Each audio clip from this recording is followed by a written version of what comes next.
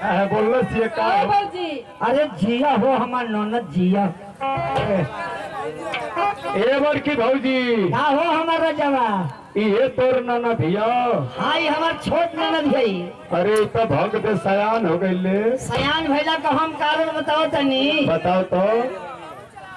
घर में तरह तरह का हर चीज का फैसिलिटी इनके दिहल गई बा। अच्छा आ इनके चमनप्राश का एगो डब्बा लगेला।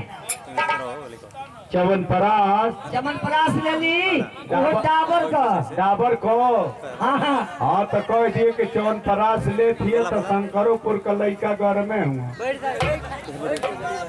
बबुआ हो इनके पूछिया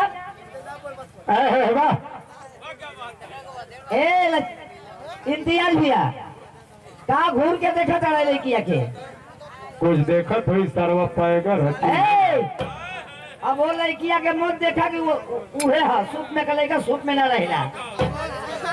एवर की भौजी का हो ना जवा ये इतना देखत हो कि पूरा इतना एकर पोल पानी पूरा एकदम लंबाई सही भर। हम बताओ तनी एकर विवरण। बताओ बताओ तो। सयान भेला का कारण हम बताओ तनी। बताओ।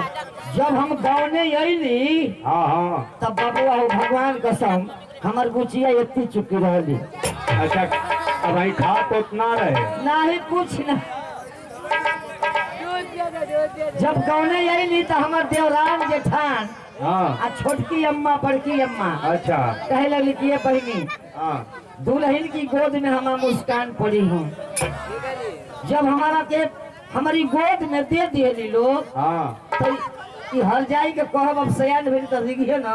वाह वाह वाह हमार पेटी कोटे भेज दिहली मैं सबे भेज दिहली हो। पूछिया हो हे नहीं हो तुम्हार सैया जी कहाँ हो। दिल्ली कहाँ हमें दिल्ली दिल्ली बताइए सरकार दिल्ली शहर इनकी मर्द का बढ़िया सोच बा इन को बढ़िया सोच बा। दिल्ली शहर हम जानिए कि नैनी तारवाली है इन्हों का बढ़िया सोच बा। दिल्ली शहर हमारी भारत का राजधानी दिल गई बा। दिल्ली शहर में कोई भी व्यक्ति चल जाला वहाँ भूखे ना रहेला। कोनो न कोनो रोजगार लग जाई वाटर ना मिली तो मिलेला झोपड़ा बोलल जाले झुग्गी। सावा डेरी आजादपुर मंडी गांधीनगर अपनी मरद के संगे 9 वर्ष बितौले है नहीं। अब ये बताओ तरह तरह का नया अनाज चलल है और ऊपर से दवाई चलल है। करे हर जइया अंजा का गर्मियां कैसे बर्दाश्त करत है कहते कि बेना डोला के तनी में बढ़ा दिए भैया भैया। एक काजल काजल हो। अरे तो हर बर्तन के माजल हो। शंकरपुर का लड़का पाँच है उसमें माज दिए उसे ताल की तीरे दीदी। अरे हमार रानी हो रानी। अरे बड़की भौजी हो देखिए ही तवा कोलगट्टा के छोड़ के भसीड़ो खनने लग। सुन बड़ा दिन में भेंट भेलिया था हमार रानी ने।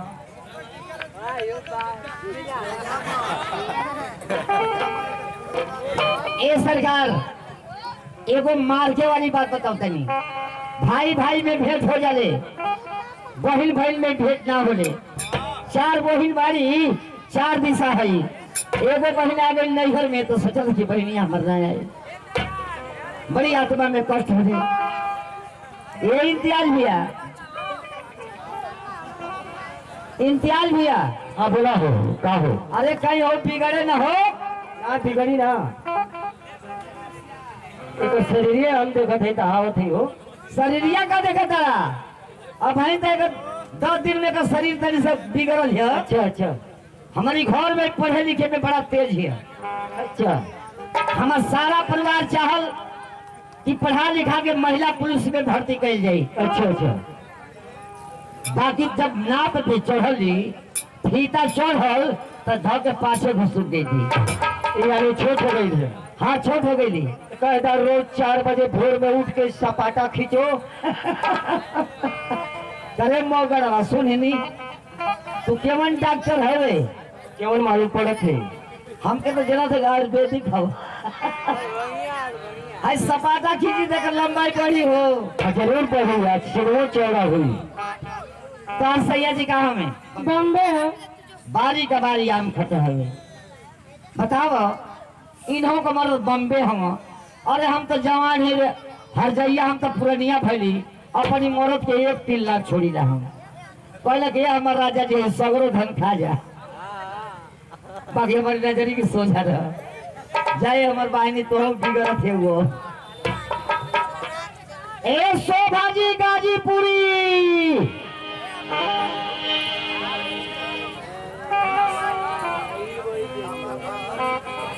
क्या अरे नानी हाय सरकार हंसे वाली बात ना हो। एक हम नानी लागिला एक कहीं से लगाव हो। शोभा जी का हम ये पूछते नहीं का कितना शरीर है उमंग में बा हो दादा। आज कौन सुत हनुमान जी की खुशी में हम ये पूछे नहीं कि तुहार चेहरा मलिन देखा तनी तो सैया जी कहाँ हमें? अब का पूछले वाली हमारी मरद के का पूछले है रे? अरे जब रहना तो फुट रहा हूँ आखी ना सो हाथ रहना। अब का पूछले वाली आप तो छोड़ के हमारा के चल गए ना सऊदीया ना। आए गलती से चोरी कटुआ के बदला है। हे भगवान तो हमको पति पत्नी को रिश्ता रहे तो हम भी पिछड़ा में कार कर रे अरे हमर सुख फूल तो के देखना न जात रहला देख के कच्चे जरूरत रहली ना रे कच्चे। बतावा ए साहब जीवन मरद भैसन मेहरारू छोड़ के चल जा सऊदीया चाहे दुबई उहम मरद करो मर्दे कहाई। अरे हम तो मर्दरवन के जान लगी न 500 खड़ोस हो गया अरे दादा एकदम पागल है तू का सोचत है कि तो के ऐसा ही छोड़ देई।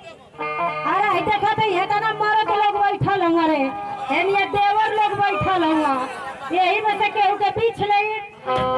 ये मरद कोनो काम में ना आई हां। अरे यहाँ कहने जब अखाड़ा में यहाँ लड़ाई हुई तब न समझ में आई मरी हम आजा चल जाइए हेनी तालो। अरे ये बताओ कि तू सब बड़ी मरद के बारे में पूछत है हम तो से पूछत है कि तोर मरद कहाँ रहे रे?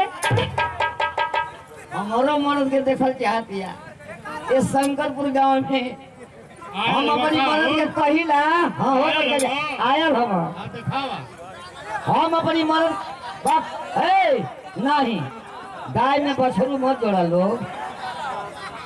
हाय पुरानिया गाय में बछरू जोड़ दे वालो।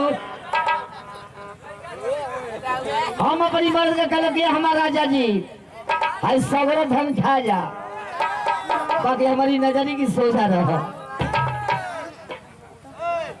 मैं लोगन के दिखाई कि तोहरी के दिखाई? अरे ना रे इन्होंने लोग के देखा हमारे के देखा तो या हम दिखाई ही नहीं आओ। देख हमार मरद दोनों भाई एक जगह बैठल हम दोनों जना लुंगी पहले हम और चश्मा ली हमार मरद हम देवर हम का है नाना तू नानी का पीछा ना छोड़ तो जाए तो ठीक है करत हुआ। आई पुरवा में नानी लगी कि कितना खेल ले सुना ऐसे बाबा। अरे हमके 9 लड़का का महतारी बनौना रे। अच्छा हमार देह यहाँ के दिन कर दिया अब उनका दांत ना हो। अच्छा यदि दांते कटियो तो जनाई के चुम्मा लेते हो भैया मंगल भैया